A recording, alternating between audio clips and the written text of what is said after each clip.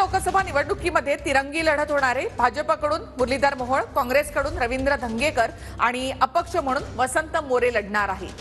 मनसे नेत्यांना महाविकास आघाडीची भेट घेतली, म्हणजे वसंत मोरे यांनी महाविकास आघाडीच्या नेत्यांची देखील भेट घेतली होती। मात्र माझी घडी विस्कटली असं वसंत मोरे यांनी म्हटलं। वसंत मोरेंसह विरोधामध्ये लढणाऱ्यांना माझ्या शुभेच्छा असं मुरलीधर मोहोळ यांनी म्हटले। तर जनता माझ्या पाठीशी राहील असा विश्वास रवींद्र धंगेकर यांनी व्यक्त केला आहे। तर पुणे लोकसभा निवडणुकीमध्ये तिरंगी लढत होण्याची शक्यता आहे। यामध्ये भाजप महायुतीचे मुरलीधर मोहोळ, महाविकास आघाडीकडून काँग्रेसचे रवींद्र धंगेकर आणि वसंत मोरे अपक्ष म्हणून निवडणुकीच्या रिंगणात असतील।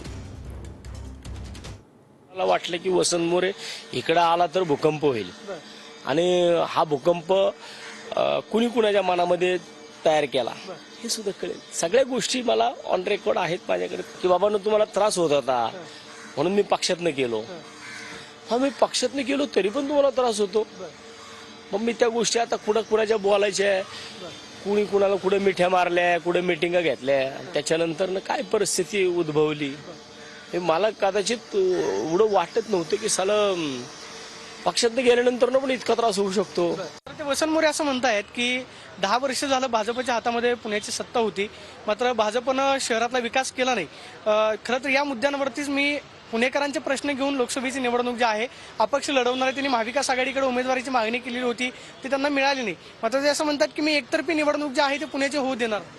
त्यांनाही शुभेच्छा आहेत, सगळ्यांना शुभेच्छा आहेत। आमच्या ज्यांना लढायचं सगळ्यांनी लढा, शेवटी निर्णय जो आहे तो नागरिक घेणार आहेत, पुणेकर ठरवणार आहेत, त्यामुळे शुभेच्छा आहेत त्यांना पण।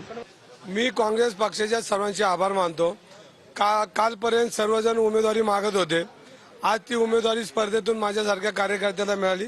आम्ही सगळे मिळून एकत्र येऊन काम करणार आहोत। पुढे भाजपकडून मुरलीधर मोहोळ यांना तिकीट देण्यात आलं होतं, प्रचार त्यांचा ऑलरेडी सुरू झालेला आहे। तुमच्या पुढे काय आव्हान असणार? मी गेली 25-30 वर्ष लोकांमध्ये, मी लोकांमध्ये आणि जनता ही माझ्या पाठीशी उभा राहिली हा माझा विश्वास आहे।